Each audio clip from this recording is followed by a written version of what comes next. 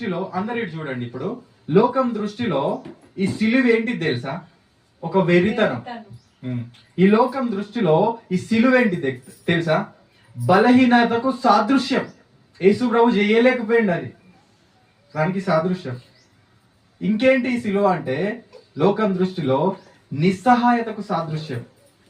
ఆయన ఏం చేయలేడు, ఇక ఆయన నిస్సహాయుడు అని చెప్పడానికి సాదృశ్యం. కానీ ఇక్కడ మనం చూస్తే యేసు ఆ సిలువపై వేలాడదీయబడినప్పుడు ఆయన దేవుని కుమారుడిగా ఎంచబడ్డాడు. చాలా మందికి ఈ లోకం దృష్టిలో ఏంటి తెలుసా?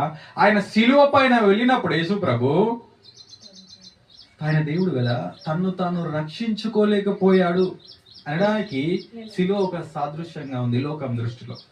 కానీ బైబిల్ పరంగా వాక్య కోణంలో పౌలు యొక్క సాదృశ్యం ఏంటో చూడండి, పౌలు యొక్క ఉద్దేశం ఏంటో చూడండి.